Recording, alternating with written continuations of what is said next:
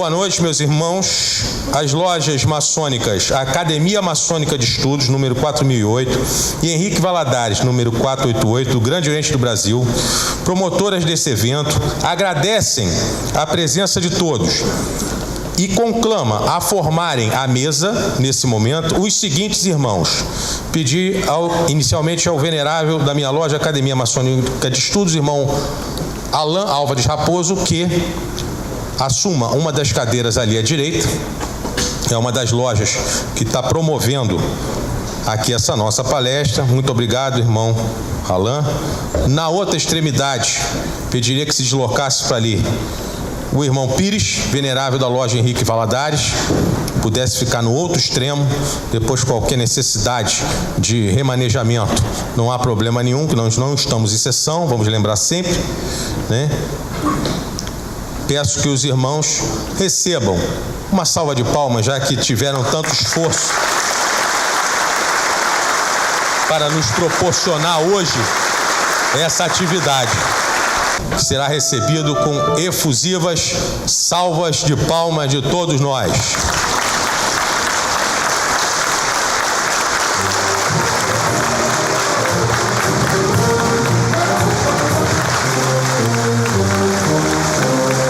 Nós somos a pátria amada, que é soldado por ela amado. As cores de nossa pátria rebrilha agora cuja vitória. Em nosso valor se encerra toda a esperança que o povo alcança.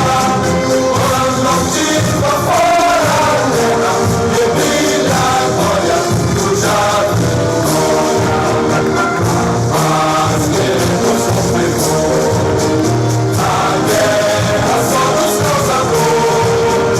Porém, se a pátria amada por um dia ultrajada, lutaremos sem temor. Mas queremos conferir a guerra só nos causa dor. Porém, se a pátria amada por um dia ultrajada, lutaremos sem temor. Como é sublime saber amar, com a alma adorar, até onde se nasce amor febril pelo Brasil do coração. Nosso que faz, e quando a nação querida frente ao inimigo correr perigo, se dermos por ela então rebrilha a glória, cuja vitória. Assim ao Brasil faremos oferta igual de apofilia. Já de pátria salvaremos, rebrilha a glória, cuja vitória. Paz queremos conferir, a guerra só nos causa dor. Porém, se a pátria amada por um dia ultrajada, lutaremos sem temor. Paz queremos conferir, a guerra só nos causa dor. Porém, se a pátria amada por um dia ultrajada, lutaremos sem temor. Brasil!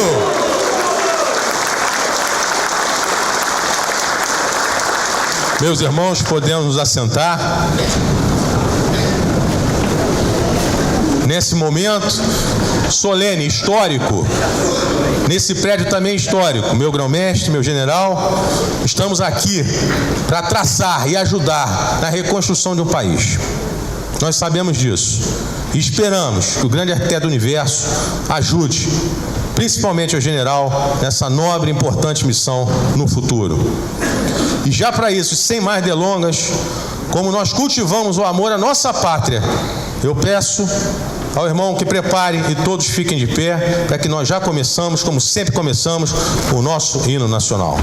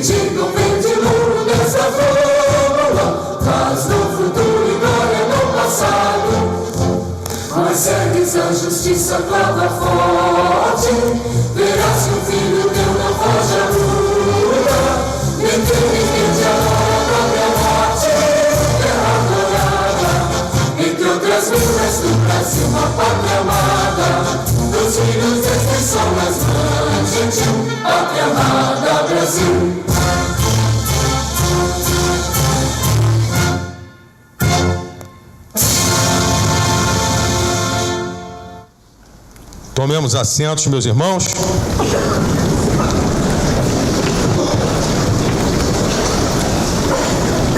Meus irmãos, nesta noite memorável, agradecemos a presença de todos e muito especialmente de nosso palestrante, o general de Exército Hamilton Mourão, que em um momento tão tempestuoso manteve o seu comparecimento neste evento, a quem muito agradecemos. O general Mourão, como bem vamos entender, inicialmente é, para o nosso imenso orgulho, livre e de bons costumes. Podemos dar um viva? Viva! É filho do general de divisão Antônio Hamilton Mourão e Wanda Coronel Martins Mourão. Ingressou no Exército em 1972, trilhando toda uma brilhante carreira militar, onde obteve cursos de formação, de aperfeiçoamento, de altos estudos militares, na Escola de Comando do Estado-Maior do Exército e do curso de Política, Estratégia e Alta Administração do Exército, além dos cursos básicos de paraquedista, mestre de salto e salto livre, também possuindo o curso de Guerra na Selva. Durante a sua vida militar, foi instrutor da Academia Militar das Agulhas Negras, cumpriu missão de paz em Angola e foi adido militar na Embaixada do Brasil na Venezuela. Comandou o 27º Grupo de Artilharia de Campanha em Ijuí, Rio Grande do Sul, e a 2ª Brigada de Infantaria de Selva em São Gabriel da Cachoeira, Amazonas, e a 6ª Divisão do Exército e Comando Militar do Sul, estes últimos sediados em Porto Alegre. Meus irmãos, devido ao grande número de presentes, após a palestra do General Mourão, se manifestará unicamente o nosso soberano grão-mestre do Grande Oriente do Brasil, que encerrará as nossas atividades na noite de hoje. Pela apertada agenda do General Mourão, o irmão Ricardo, o soberano irmão Ricardo, fará o encerramento. Então nós teremos a palestra, a esperada e ansiada palestra do General Mourão, e após o nosso grão-mestre encerrará essa noite memorável. Meus irmãos, antes de começarmos a palestra, porque no final teremos de novo, uma calorosa salva de palmas para o nosso general, por favor.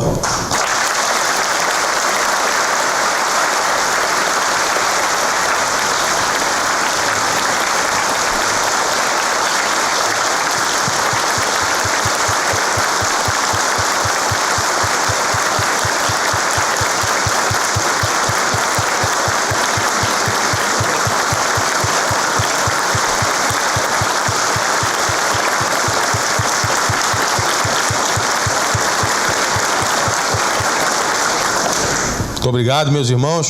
General, o senhor está com a palavra. Fale de onde bem lhe aprouver, por favor. Vai falar de baixo, você projetado lá. Quão bom é estar entre os irmãos.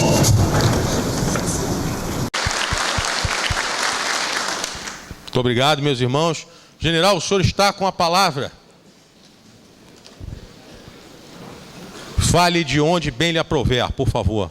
Vai falar de baixo, você projetado lá. Quão bom é estar entre os irmãos. Falar para uma assembleia de homens livres e de bons costumes, que cavam masmorras aos vícios e erguem templos à virtude, é muito fácil. Mas, de qualquer jeito, eu deixo muito claro a todos que aquilo que eu vou lhes apresentar é a minha opinião. E quando a gente trabalha durante algum tempo com produção de conhecimento, opinião é um estado entre a dúvida e a certeza. Então, não tomem ao pé da letra tudo aquilo que for dito por mim. Emitam seu juízo de valor de acordo com as convicções de cada um. Vamos lá. Falar da importância do nosso Brasil, para a gente iniciar aqui esses nossos comentários, a nossa posição geoestratégica na porção leste aqui da América do Sul, se defrontando com a África, tendo caminhos de saída tanto para o Atlântico Norte como para o Atlântico Sul, e podendo cruzar para o Oceano Pacífico, seja pelo Canal do Panamá, seja lá pela parte mais meridional da nossa América do Sul, passando lá pelo Estreito de Magalhães. Então temos uma posição geográfica importante. Uma forma compacta, uma vez que a distância norte-sul e leste-oeste são aproximadamente as mesmas, em torno de 4.200 quilômetros. Mas o que eu chamo a atenção aqui para todos? Primeira coisa, fronteira. Temos quase 16 mil quilômetros de fronteira com 9 países diferentes. Poucas nações têm uma situação como essa. E toda hora os senhores irão ouvir essa questão de controle de fronteira. E aí eu lembro que o nosso irmão do norte, os Estados Unidos, com todo o seu poder, ele faz fronteira só com 2 países. Um é o Canadá, que não é problema, e o outro é o México. A fronteira Estados Unidos-mexicana é um pouquinho maior da que eu guarnecia lá no noroeste do Amazonas, com a Colômbia e a Venezuela. Ela tem em torno de 2.500 quilômetros. E com imensa dificuldade para ser controlada. Portanto, quando ouvirem essa questão de fronteira, ela não é simples como parece. Não basta colocar um homem ao lado do outro ao longo desses quase 16 mil quilômetros para nós impedirmos os ilícitos que ocorrem. Temos uma fronteira mais vivificada aqui no Centro-Sul, e quando chegamos ali na área já do Centro-Oeste da Amazônia, é uma fronteira muito pouco povoada de ambos os lados, tanto do Brasil como nos demais países. Alguém tem dúvida que não existem mais mares tranquilos? Os mais antigos aqui, igual a mim, devem lembrar de 45 anos atrás, quando não tínhamos celular, descagem direta à distância, FaceTime, Facebook, todos os faces esses que tem por aí. As comunicações eram mais simples. Para mim, que, por exemplo, que morava lá numa cidade do interior do Rio Grande do Sul, para saber qual era a música da moda, tinha que se vir ao Rio de Janeiro e comprar um long play. Talvez a rapaziada mais nova aqui não conheça um long play, né? Mas a turma aqui conhece, né? Então o mundo mudou. E o mundo mudou em cima da tecnologia. A tecnologia, ela nos desafia, e quem não aprender isso, quem não entender que a revolução tecnológica que nós estamos vivendo, ela veio para ficar, e ela mudou o modo de vida, será devidamente ultrapassado. Muito bem, isso 70 mil anos atrás. 40 mil anos atrás, olha o tempo, hein? Começamos a interagir, aqueles grupos de caçadores-coletores começaram a falar uns com os outros. É o que se chamou da revolução cognitiva. 12 mil anos atrás, começamos a plantar. Revolução agrícola. Passamos a abastecer com alimentos um número maior de pessoas. E a população passou a crescer e a habitar nas cidades. E há 500 anos iniciou o que nós estamos vivendo, a revolução tecnológica. Isso aí é a última reunião dos poderosos, do grupo dos 7, e que mostra bem a dominância dos Estados Unidos da América. Ali está o Trump, odiado por 80% da imprensa, né? Que vê nele o novo mal. A Angela Merkel, que domina a Alemanha, e a Alemanha domina a Europa. O japonês Abe, olhando de lado, mas isso mostra bem quem domina o mundo. E por que isso? Os Estados Unidos, a hegemonia militar, tecnológica, econômica, né? E eles perseguem a própria agenda.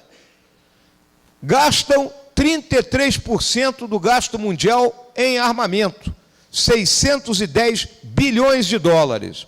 Ao dólar de hoje, chega a ser a quase 2 vezes o que o nosso orçamento dispõe para investimento e custeio no país como um todo. Ele gasta 2,5 vezes o que a China gasta. Os grandes blocos políticos, econômicos, militares, possuem uma dívida enorme, 1,7 trilhão de dólares. É algo que não dá nem para a gente pensar.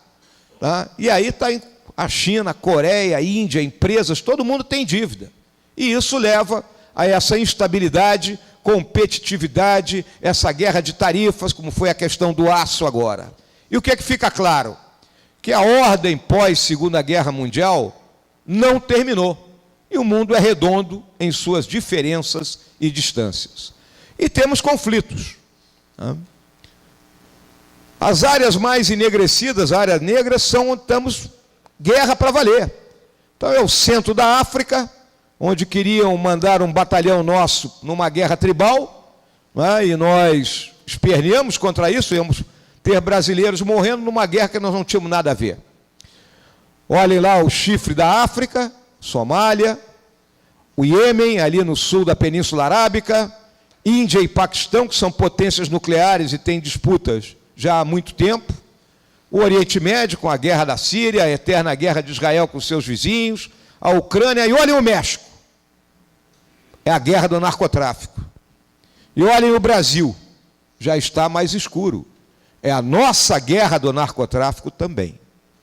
Só Brasil e Colômbia, aqui na nossa América do Sul, já são considerados, né, pelos organismos internacionais como vivendo um conflito. E eu acho que ninguém tem dúvida visto o que temos aqui na nossa cidade do Rio de Janeiro.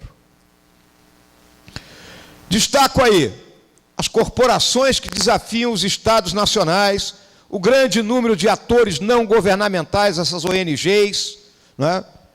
Os acontecimentos hoje é na hora, o aparelhinho que cada um tem no seu bolso lhe dá notícia imediata, instantânea, seja ela verdadeira ou falsa.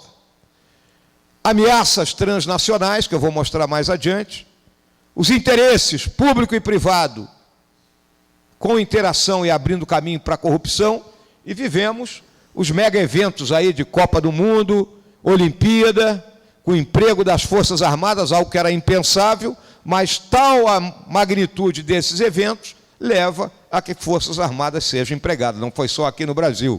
Na Olimpíada, na Inglaterra, assim ocorreu. A Cyber War. Hoje tudo está amarrado em cima da tecnologia de informação e comunicações. Sistemas altamente integrados para distribuição de energia, distribuição de água, controle de espaço aéreo, controle até dos semáforos nas nossas cidades, né? Imaginem uma queda brusca desses sistemas. Então existe um romance aí, quem não leu, pode ler, é bom, interessante, escrito pelo William Pater e auxiliado pelo ex-presidente Bill Clinton, se chama O Presidente Sumiu. É bom de ler, vai ver qual é a próxima oportunidade de guerra. E a política? Não precisa discursar muito aqui a respeito dos nossos políticos, né? São escravos das pesquisas de opinião, falam o que a plateia quer ouvir e parece que perderam a vontade própria. E com isso, nós vimos que aqueles conceitos de esquerda e direita, eles estão abraçados numa única coisa, na corrupção. Nós temos ladrões que se dizem de direita e temos um grande grupo de ladrões que se dizem de esquerda, queriam resolver o problema da população pobre do país, mas na realidade encheram os seus bolsos. Próximo. E essas são as guerras de hoje. Eu destaco a guerra das drogas, que é o nosso grande flagelo que ataca a nossa juventude. E é uma guerra que a gente vai ter que lutar muito para vencer, e não adianta só a luta com armas. Essa luta tem que envolver a saúde, a educação, a infraestrutura, o meio ambiente, de modo que a gente consiga minimizar. O tráfico de drogas ele existe em todos os países do mundo. O camarada chegar lá em Paris e for usuário, ele vai chegar lá no Champs-Élysées e vai encontrar um cara com uma mochilinha, ele vai lá e compra a droga dele. Mas o cara que está vendendo não está armado de fuzil. E o problema no nosso país é a disputa de território entre essas narcoquadrilhas e que leva a todo o drama que nós estamos vivendo nas nossas grandes cidades. E aqui, pode seguir o próximo aí? Ainda tem um ideário obsoleto, tem gente que ainda culpa os portugueses e os espanhóis pelos problemas que nós temos. Mais de 200 anos que essa turma foi embora, né? Aí se critica os Estados Unidos, todo mundo, o americano é o grande Satã, é o grande inimigo. Aí cria-se aqui uma instituição que é a tal da Unasul, né? O nosso chefe militar, ele definia a Unasul como o Pacto de Varsóvia de sandália havaiana, né? Bem definido isso aí, né? Então, nós continuamos ainda presos, né, nesses argumentos ultrapassados, com essa nossa defasagem tecnológica, porque não produzimos itens de valor agregado, a nossa ciência e tecnologia é jogada de lado, junto com pesquisa e desenvolvimento, e com isso a gente fica defasado. E aí eu cito o caso da Venezuela, que eu tive a oportunidade de viver por 2 anos lá e assistir, não é, o início do processo de desintegração de um país. A Venezuela, na realidade, ao longo da história independente dela, ela teve pouquíssimos momentos de democracia. A maior parte foi de ditaduras. Mas, em 1958, caiu a ditadura do Pérez Jiménez, apesar de toda a infraestrutura de rodovias existente na Venezuela ter sido construída pelo Pérez Jiménez, né? Muito bem. E aí, dois partidos, Ação Democrática e o COPEI, se revezaram no poder durante 40 anos. É o período chamado do Pacto de Punto Fijo. Punto Fijo é uma cidade ao noroeste assim, da Venezuela, onde foi feita a reunião que estabeleceu esse pacto. Muito bem. País rico em petróleo, mas nunca deram um olhar mais atento à questão dos menos assistidos. Estão convivendo no país grandes riquezas, em número muito reduzido, e uma grande parte da população sempre aguardando que aquele dinheiro do petróleo chegasse para eles. Tiveram uma guerrilha na década de 60, inclusive com militares cubanos atuando dentro da Venezuela em apoio a essa guerrilha. A guerrilha perdeu, foi batida, mas um dos líderes dele, chamado Douglas Bravo, ele fez uma autocrítica e disse assim: para ganharmos, precisamos das Forças Armadas. E a partir daí, iniciou-se um processo de infiltração nas Forças Armadas venezuelanas. Desse processo nasceu quem? Hugo Chávez. Aparece um argentino meio nazista, chamado Norberto Ceresoli, que monta uma doutrina para o Chávez baseada num tripé. Qual era o tripé? Exército, caudilho e povo. O exército como força de sustentação, o caudilho, o dono de tudo, e o povo sendo abastecido pelo dinheiro do petróleo, por meio daquilo que ele chama de missões, que é o equivalente aos nossos programas assistenciais que temos aqui no Brasil. E aí, deu no que deu. O preço do petróleo caiu, Chávez morreu, não tinha nenhuma liderança, e o país está se destruindo. Mas o que eu quero destacar aqui? Muita gente diz, o Brasil vai virar uma Venezuela. Jamais, meus irmãos, jamais. Porque na trilogia podemos até ter o caudilho, podemos até tentar ter alguma coisa do povo, mas jamais teremos as nossas Forças Armadas comprometidas com um processo dessa natureza. E a diplomacia paralela? Essa os senhores conhecem bem. Próximo. É a do Foro de São Paulo. Reinou aí durante os últimos 15 anos, soberana, porque vários dos nossos países da América do Sul tiveram seus governos sob a égide das organizações de esquerda ligadas a essa nova internacional. Eu até a chamaria da Quinta Internacional, a Internacional do Foro de São Paulo. Ganhou esse nome, criado sob a égide do Fidel Castro, em 1990, lembre que em 89 cai o Muro de Berlim, Fidel Castro sente que a União Soviética vai ser desmoronada e que aí acabaria aquele famoso ouro de Moscou que era aportado lá para Cuba. Ele precisava de novas fontes de financiamento. E aí reúne todas essas organizações na cidade de São Paulo, daí o nome Foro de São Paulo. Próximo. Pode seguir. Essa é a última reunião, realizada em Havana, no mês de julho passado.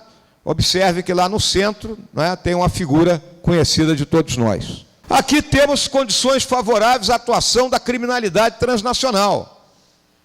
Ações da inteligência de outros países, daquelas ONGs que eu já citei, e decisões de organizações multilaterais. Por quê? Porque permanece aqueles interesses escusos. Agora mesmo tivemos aquela questão aí sobre a participação ou não do ex-presidente Lula nesse processo eleitoral, algo que é, como diz o americano, é crystal clear, é claro como água. O cidadão está condenado a 12 anos por um tribunal colegiado, por unanimidade, Por quê? Por desvio de recursos, corrupção, formação de quadrilha. Ele mesmo assinou a lei, O pessoal diz que como ele não sabe ler, ele não sabia o que estava assinando, Aliás, tem aquela piada, diz que bebia e assinou a lei seca, também. Então, uma porção de problemas. Então, assinou a lei é clara, não tem o que discutir.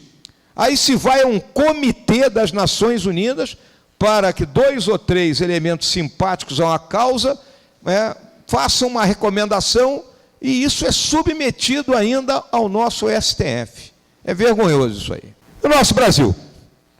Nosso Brasil, aquele porte estratégico, 8 milhões e meio de quilômetros quadrados, 200 milhões de habitantes, grandes e imensos recursos, não só naturais, mas capacidade para desenvolver isso aí, mas dificuldade que temos para transformar isso em poder. Porque vivemos essa crise. A crise política, econômica e psicossocial. A crise política, além de política, ela é policial. A parte política, ela está intimamente ligada a quê? Ao nosso sistema partidário. Nosso sistema partidário é caótico. Eu lembro que nós tínhamos, na Constituição de 88, prevista nela uma cláusula de barreira, que se tivesse em funcionamento, hoje nós teríamos 9 partidos no Congresso. Não impede que os outros existam, apenas eles não teriam representação, não teriam acesso a fundo partidário, aquelas coisas todas aí que os senhores conhecem. O STF derrubou, dizendo que era antidemocrática, porque impedia a livre organização. Totalmente errado isso aí. A crise também é do sistema eleitoral que nós temos. O sistema do voto proporcional, ele não leva a representar-nos no Congresso a pessoa que nós escolhemos. Você vota em A e quem vai para o Congresso é C ou B. Hoje, dos 513 deputados, apenas 36 foram eleitos efetivamente. O resto entrou no voto proporcional. Precisamos de voto distrital e de menos partidos. Ao voto distrital, a eleição ficará mais barata e nós sabemos em quem estamos votando e o que vamos cobrar. E aquele eleito também tem mais vinculação com a região pela qual ele foi eleito. A crise psicossocial é essa crise de valores, né? Ela atinge a família, e a família, todos nós temos absoluta certeza, é a célula máter da sociedade, e aí busca-se impor em cima da sociedade aquilo que eu chamo da pauta de Ipanema. E a pauta de Ipanema, ela não pode pautar o Brasil.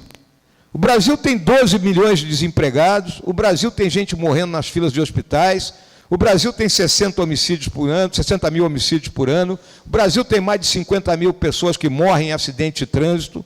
Então, problemas enormes para a gente estar discutindo se é homofobia, se não é homofobia, se é o salário da mulher está igual ou está diferente. Isso a sociedade ajusta. E uma questão muito clara, homossexuais existem desde que o mundo é mundo. Vive a vida dele, eu vivo a minha e cada um na sua. É uma coisa simples isso. Mas querem impor uma pauta totalmente dissociada. E aí os valores foram por terra. Parece que a única lei que vingou aqui é a lei de Gerson. Todo mundo quer levar vantagem. Todo mundo quer ter um privilégio. E a crise econômica. Toca aí. Que eu chamei do nosso Harvey, aquela tempestade tropical que andou por aí, né? Ela começa na Constituição de 88. A nossa Constituição, ela regulou tudo, do alfinete ao foguete. Isso por quê? Nós também temos uma característica. Aqui é aquela cultura do jogo do bicho, né? Vale o escrito. Então tem que estar tudo escrito nos mínimos detalhes. Uma Constituição, ela tem que ser de princípios. Poderia a nossa Constituição ter terminado no título 1 e 2. Acabou, são os princípios que regem o nosso país. São os nossos valores maiores. E a legislação ordinária que se adapta às necessidades dos tempos. Mas não, se colocou tudo lá, muitos direitos, poucos deveres, muita coisa como despesa obrigatória sem dizer de onde é que sai o dinheiro. Vai pagar isso aí, mas de onde que vai sair o governo que se vire? E aí se buscou o famoso ajuste fiscal, o equilíbrio da receita e despesa. Numa comparação que eu sempre faço é a casa da gente. Se eu gasto mais do que eu ganho, eu vou para o cheque especial. Depois eu estouro o cartão de crédito, finalmente eu estou no agiota. O país tinha que se ajustar. Levou 16 anos. Privatizou o que podia ser privatizado, foi o grande salto das telecomunicações.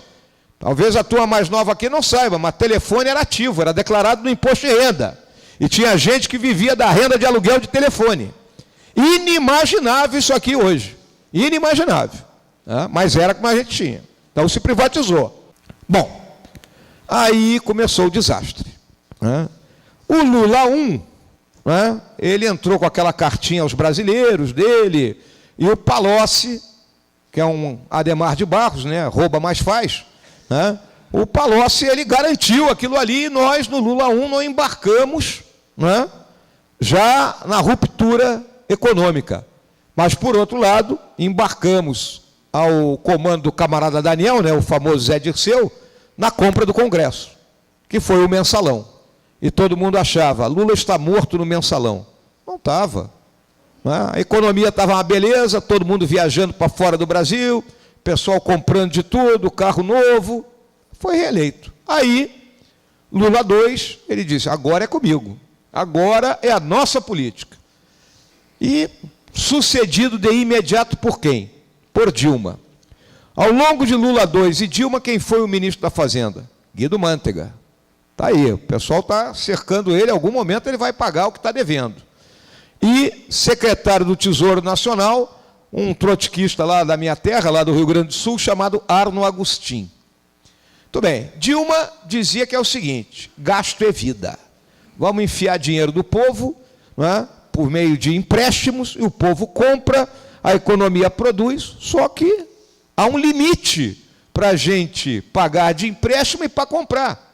Apesar as esposas normalmente, não, aqui é uma prestaçãozinha de 120, a outra é de 150, aí vai somando, quando chega no final do mês, né, o cara já está estourado. Mas foi isso que eles fizeram. Criaram aquela nova matriz econômica, com endividamento, valorizaram o câmbio, lembra que o dólar estava 1 e pouco ali, na 2007, 2008, foi a farra das viagens, as desonerações, ou seja, empresas que não pagam tributos, começou para alguns setores, aí os outros reclamaram, então tá bom, então ninguém paga. E reduziu os juros por decreto. Subsídios, os explícitos são as desonerações, e quais eram os implícitos? Eram os empréstimos ali do BNDES. Então eu pegava-se os campeões nacionais, entre eles JBS, Ike Batista e por aí afora, e dizia, olha aqui, ó, vou te dar esse dinheiro para você investir, né? Você me paga a juros de 6%. Só que o governo captava o dinheiro a 13%. Quem foram os patos que pagaram a diferença? Nós. O resultado disso aí? Déficit fiscal. Conta de padeiro. Passamos a gastar muito mais do que arrecadávamos. E o aumento exorbitante da dívida pública, que chegou a 75% do nosso produto interno bruto. Então está aí, ó, o resultado primário.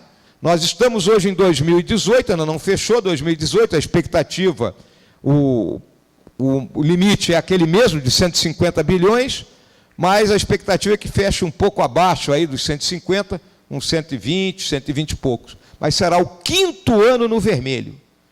Aí os senhores se imaginem 5 anos no vermelho. Olha que situação difícil. E isso aí não estão computados o pagamento dos juros. Os juros da dívida pública consomem anualmente 400 bilhões de reais.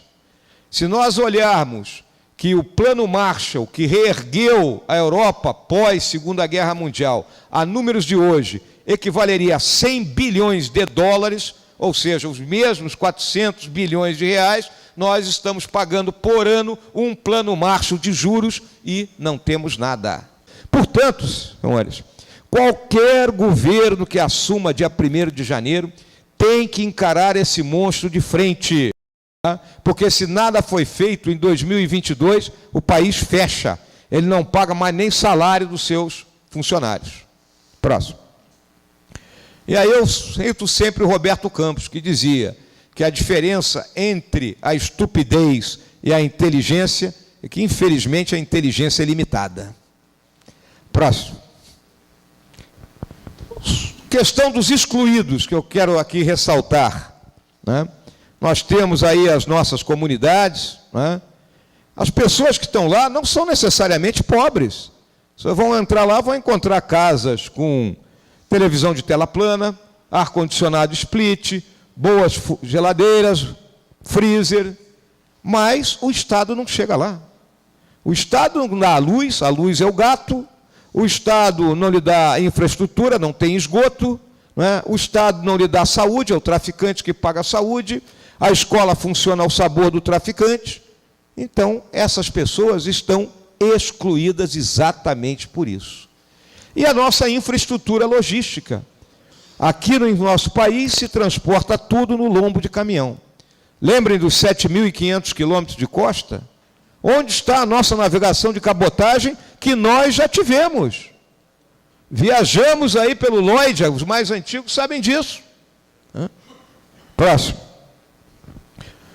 Desses aspectos aí eu destaco ali, 1,2% do comércio mundial. E a defesa e segurança precárias. Próximo. Os atores à margem da lei, os dois grandes grupos de bandidos que nós temos no Brasil. A turma do colarinho branco, que está lá nas atividades envolvidas pelo Estado, aquele conluio entre membros do Executivo, funcionários públicos, empresários, membros do Congresso e também membros do Judiciário metidos nisso aí. E a bandidagem, que nos assalta na rua, que rouba carro, rouba celular e outras coisas mais. Nosso aparato de segurança pública, frágil, muitos casos está obsoleto por falta de equipamento, falta de infraestrutura tecnológica que possa facilitar a condução das investigações, missões não muito bem definidas.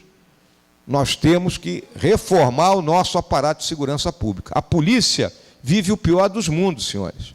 Se ela age como polícia e abate o marginal, vem imediatamente a turma dos direitos humanos, que jamais aparece para os humanos direitos.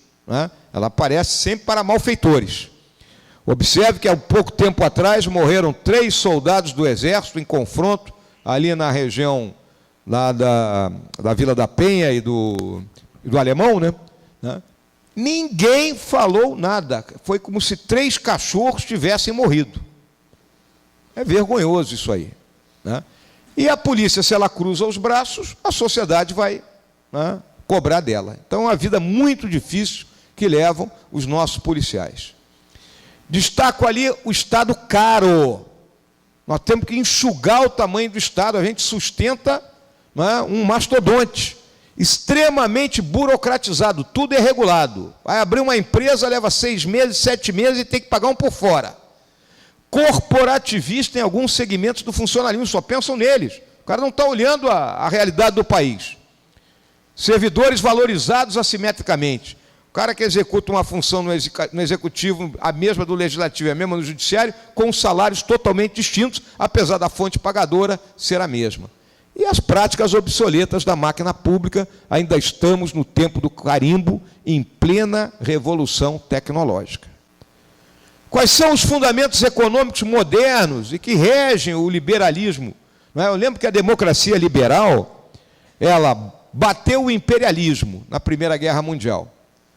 Está fazendo esse ano 100 anos do término da Primeira Guerra Mundial e ainda estão surgindo novos livros com interpretações distintas de tudo que ocorreu naquele conflito. A democracia liberal, ela bateu o nazifascismo, ela bateu o comunismo e hoje ela está em nova crise. A crise causada pela tecnologia, a democracia liberal, por quê? Empregos estão mudando, a globalização leva que empresas saiam de um país para outro, onde tem maior incentivo para produzir, ocorre dentro dos nossos próprios estados aqui no Brasil. Então, a primeira coisa é disciplina fiscal. Receita, despesa. Não pode fugir disso. E aí tem que priorizar gastos. É o velho dilema que está nos livros de economia, a primeira página, canhão ou manteiga. O governo tem que decidir aonde ele vai investir mais. E outras áreas, vamos dedicar rios de dinheiro para exposições tipo Queer Museum? Não é possível isso, enquanto o camarada está morrendo lá na fila do SUS. Reforma tributária. A nossa carga tributária é 37% do PIB. Nos Estados Unidos é 19%, no Paraguai é 8%. Como é que nós podemos competir? Todos nós, existem N modelos para a gente. Qual é a grande solução? Aumentar a base. Mais gente pagando, ou seja, ganhar mais com menos. Impostos menores, mas todo mundo paga. Ninguém vai fugir de pagar. Liberalização financeira, o regime cambial flutuante, isso, liberalização comercial. Temos que fazer o maior número possível de acordos bilaterais com outros países, investimento estrangeiro, não adianta querer fugir deles, privatizar o que puder ser privatizado, não é algo ensandecido, desregular, vamos diminuir todas as amarras, o Brasil é um cavalo que pode saltar 1,80 m, agora ele está todo amarrado, ele só salta 0,90 m, então tem que desregular o país. E a questão da propriedade, não só intelectual, como a propriedade da terra, a propriedade urbana. Isso dignifica a família. Nessas nossas comunidades, se você entregar o título de propriedade, você traz aquela pessoa para o sistema capitalista. Ele passa a ser dono de alguma coisa. E isso muda a maneira de pensar. A gestão pública, profissional. Não pode ter amador lá. Trazer o meu amigo aqui, é meu amigão, agora tu vai ser aqui o cara que assina cheque, né? Ou vai para a diretoria de fura-poço ali, fica lá na diretoria que fura-poço e manda um dinheirinho para mim de vez em quando. Padrões explícitos e medida de desempenho, tem que dizer o que é que eu espero do nosso funcionalismo e tem que ter avaliação. Nosso pessoal não gosta muito da avaliação. A instituição que eu servi aí por quase 50 anos, apesar de todos os seus rigores e valores, a turma também esperneia para ser avaliada, né? Não é uma coisa que o brasileiro goste. ênfase nos controles, as agências reguladoras. Ela não pode ser cabide de emprego, como estavam sendo. Satisfação do cidadão, delegar a autoridade, disciplina e parcimônia no uso dos recursos, austeridade. Não é possível que se vá para uma reunião do grupo dos 20 na Rússia, eu loto um avião com 100, faço uma escala em Paris, me hospedo no Hotel George Sank, não é? Tomo um vinho Romanée Conti, de sei lá qual é o valor de uma garrafa no negócio daqueles, tudo por conta de quem? Por nós que estamos aqui sentados, não é? E pensando como é que nós vamos sair disso tudo. Padrões de governança. Estado entendido como um organismo plural. Temos que especificar quais são os objetivos das políticas públicas, né? Ninguém sabe. Não há interação com a sociedade. E hoje, com as redes, nós podemos nos interar, né? Os políticos têm que possuir liderança. Qual é o político que o senhor conhece que tem liderança? E liderança, ela é estribada em duas coisas: exemplo e conhecimento. Se a gente não dá o exemplo, se a gente não demonstra conhecimento, a gente não lidera ninguém. E a maioria dos nossos políticos, infelizmente, exemplo, né, raríssimos, alguns para... Né? E transparência, dar publicidade a tudo, mostrar o que está sendo feito. E aí eu quero falar daquela questão das relações baseadas na confiança e em contratos. Confiança é fundamental em tudo na vida. A relação econômica, a relação que nós temos na nossa casa com a nossa família, com as nossas esposas. Se não há confiança, o casamento desmorona. Se não há confiança, eu vou brigar com meus filhos. E aí sucessivamente. Olha o que ocorreu. Desde a Constituição de 88 foram editadas 23 leis federais por dia. Isso é um absurdo. 103 emendas constitucionais em 30 anos. A Constituição americana, que tem 7 artigos, ao longo de mais de 200 anos, tem 27 emendas. E aí, todo aquele catatal de leis, medidas provisórias, decreto, somado aquele, dá 6 milhões de páginas. Com certeza tem muitos companheiros de profissão da minha filha aqui na vida profana. É o paraíso dos advogados, né? Todos eles se sentem satisfeitos, porque qual é a lei que está valendo? Não é? Quase 96% da legislação produzida, modificada. Concluindo, senhores, para não cansarmos a noiva, né? Qual é o significado disso tudo? Pode ir. Vamos superar. O item 1 está ocluso. É a questão previdenciária. Nenhum governo que assumir em 1º de janeiro do ano que vem deverá escapar desse problema. Terá que rever. Primeiro, se quiser fazer uma auditoria para chegar a uma conclusão sobre a verdade dos números, que faça, porque os números são conflitantes. Mas tem que encarar o problema. O modelo bismarckiano que nós temos, daquele que aqueles que estão trabalhando pagam, contribuem para que os que se aposentaram recebam, esse modelo esgotou, porque aquela questão da curva demográfica, nós estamos vivendo mais, não é? Então o número de gente com mais idade vai aumentar. Nós teremos que partir para o sistema de contas individuais, né? E, obviamente, que essas contas não podem ficar nos bancos do governo, tem que ficar em banco privado, né? Porque senão, em algum momento, alguém passa a mão nelas. A reforma tributária, que eu já citei, a reforma fiscal para conduzir o ajuste fiscal, reduzindo o custo do Estado, ou seja, vamos diminuir o número de ministérios, sumir com os cargos comissionados, não é? Deixar de contratar funcionário durante uns 3, 4 anos, de modo que a gente consiga estabilizar, porque é aquela história. Tem um ministério com 50, outro com 50. Eu fundo os dois juntos, 100 cara para trabalhar aqui. Não é? Vai ficar um dando cabeçada no outro. É uma realidade isso aí. E o novo pacto federativo. Por que o recurso tem que estar centralizado em Brasília? Nós temos um federalismo às avessas aqui. Aí o que acontece? Os estados começam a tributar absurdamente para buscar solucionar seus problemas. É essa guerra do ICMS. É o caso, por exemplo, lá do Maranhão. No Pará temos jazidas de bauxita. Empresários foram ao Maranhão, porque ferrovia, para colocar usinas que transformassem a bauxita em alumínio. O que fez o Maranhão? Elevou a taxação daquela produção de alumínio, fechadas as referidas plantas, as referidas fábricas, e, em consequência, a nossa bauxita está sendo exportada em estado puro para o exterior e voltando para nós com valor agregado de alumínio. É um absurdo isso aí. Nada foge do livre mercado. O Estado tem que ser indutor do crescimento, né? Ele não pode atuar interferindo no mercado. Cada vez que ele tabela o preço do diesel, ele cria um problema. Impulsionar as exportações. E aí vamos para um ponto fundamental: educar os brasileiros. A nossa educação hoje gasta muito mais recursos no ensino superior que na educação básica, não é? No ensino fundamental e médio. Nós temos que inverter essa equação.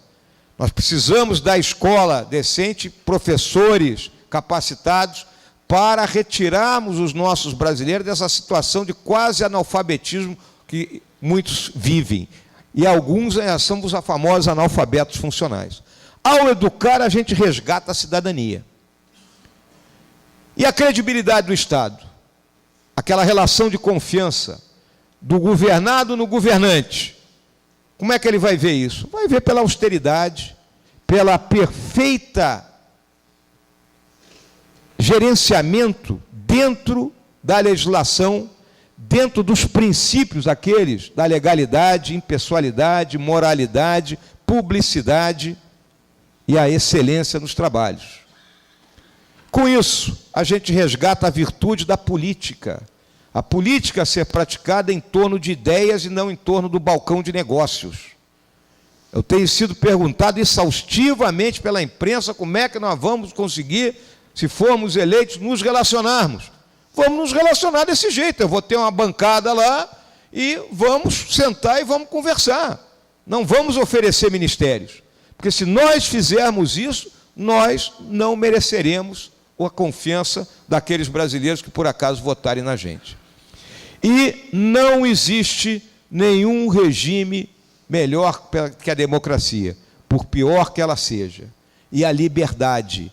Lembrando sempre aquele velho conceito, aquele que nós aprendemos há muito tempo atrás, que a minha liberdade termina quando começa a do outro.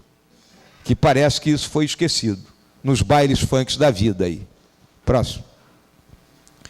Lembro de Aristóteles, todos somos um animal político, né?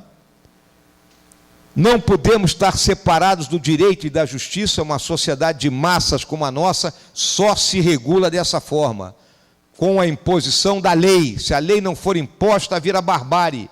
E aí muita gente diz assim, mas impor a lei? Sim, tem que impor a lei. Senão cada um faz o que quer e bem entende. E vira um circo isso aqui. E, infelizmente, tivemos aí ao longo de algum tempo políticos que desprezaram a virtude e usaram todos os artifícios e vantagens da política e do poder político para consumarem os seus vícios mais degradantes. E, finalmente, meus senhores, meus irmãos, Os tempos serão difíceis.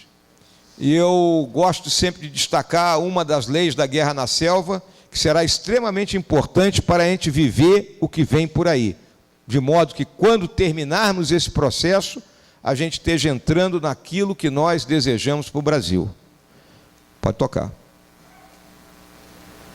Teremos que suportar durante um tempo aí o desconforto e a fadiga, sem nos queixarmos, e teremos que ser moderados nas nossas necessidades. Meus irmãos, nessa sala histórica, que muito me emociona, e a atenção que eu tive de todos, o meu muito obrigado.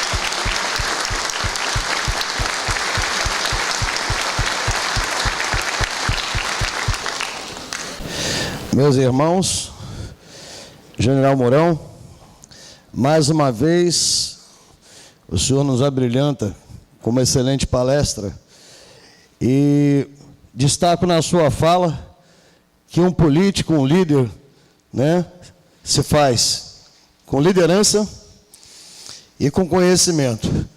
Nós temos um general que é o exemplo de liderança e o conhecimento que fartou a todos nós. Saímos daqui muito recompensados com essa aula que o senhor nos proporcionou.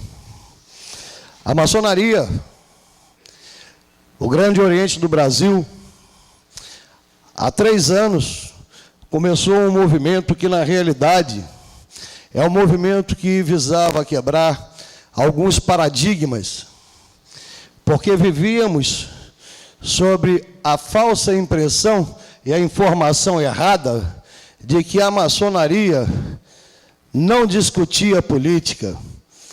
Mas a maçonaria precisa discutir a política. A boa política, a política institucional, a política social. Não a política partidária.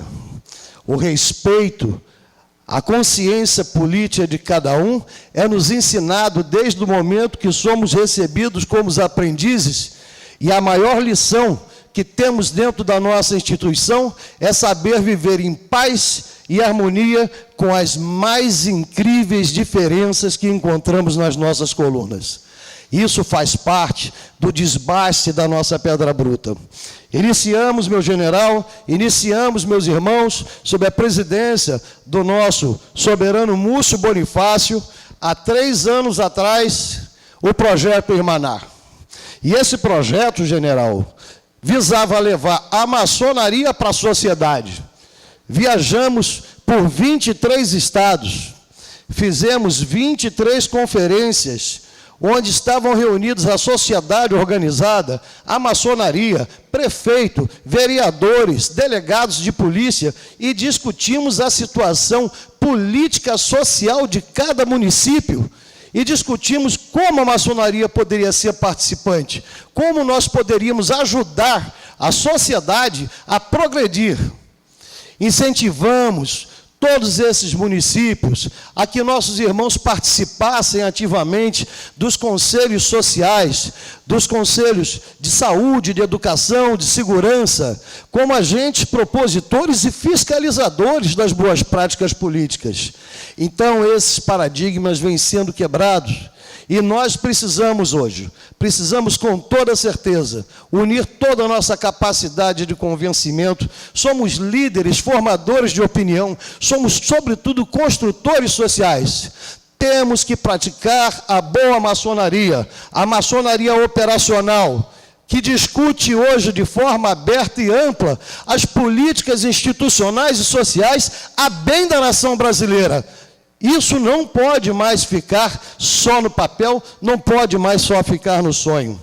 temos um compromisso com a nação brasileira, assumimos isso no momento do nosso juramento, e não podemos de forma nenhuma ser perjuros, e não podemos de mais forma nenhuma, sobre nenhum aspecto, nos omitirmos a respeito de tudo que acontece no nosso país. Então, meu irmão, meu amigo, General Mourão, tenha certeza que nós, como um todo, cada cidadão, sabemos exatamente as necessidades, tenho certeza que o general sabe o que é necessário para fazer e botar em prática as verdadeiras mudanças institucionais que esse país precisa. Temos convicção de que essa conta será nossa. Mas nós temos a convicção também que, pagando essa conta, nós nunca mais permitiremos que ninguém faça conta para esse povo pagar. Chega de pagar conta de corrupção, chega de pagar conta de desvio, chega de ver gente morrendo na fila do hospital, chega de ver nas filas, nos desempregos, a tristeza e a desesperança no rosto de cada irmão brasileiro. Nós temos um compromisso com a verdade, nós temos um compromisso com a justiça, nós temos um compromisso com a nação.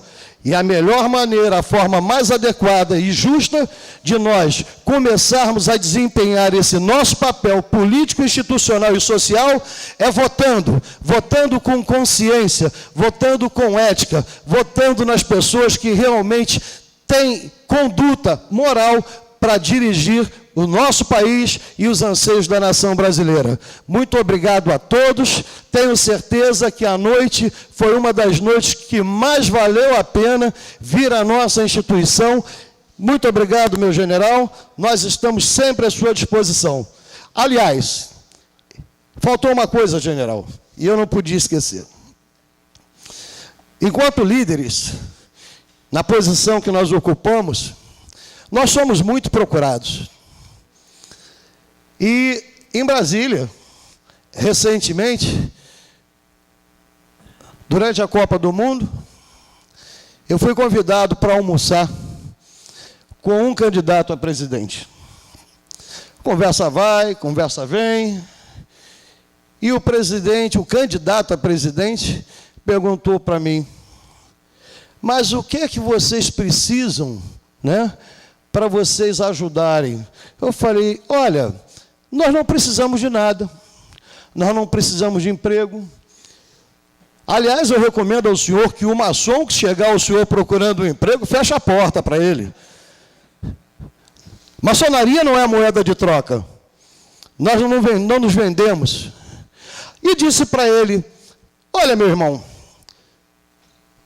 você quer que a maçonaria participe de uma forma preciosa junto a uma administração?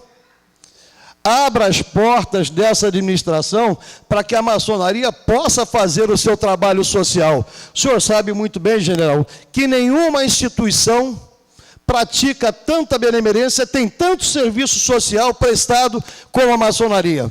Nossas lojas todas estão sempre ajudando uma instituição, um orfanato, um asilo. Nós nos cotizamos e gastamos dinheiro fazendo a benemerência. E não temos nenhum apoio de nenhum governo. Não temos porque nós não nos submetemos a servir de ralo para lavagem de dinheiro. É preciso, general, acabar de vez com esse tipo de negócio que é feito no Brasil, utilizando essas ONGs que levam o dinheiro do suado imposto que nós pagamos e nada dão para a sociedade. A maçonaria, meu general, tem muito a ajudar um governo que quer atender o social. Temos instituições sérias, temos várias santas casas que são administradas pela nossa instituição, que passam por necessidade, temos creches, temos orfanatos. Então, eu recomendo ao general, e tenho certeza que, ganhando essa campanha, que para mim, eu tenho certeza que vamos ganhar. Quando chegar em Brasília, lembre que a maçonaria pode ser um grande parceiro nas ações sociais do seu governo. Muito obrigado a todos, um abraço e uma boa noite.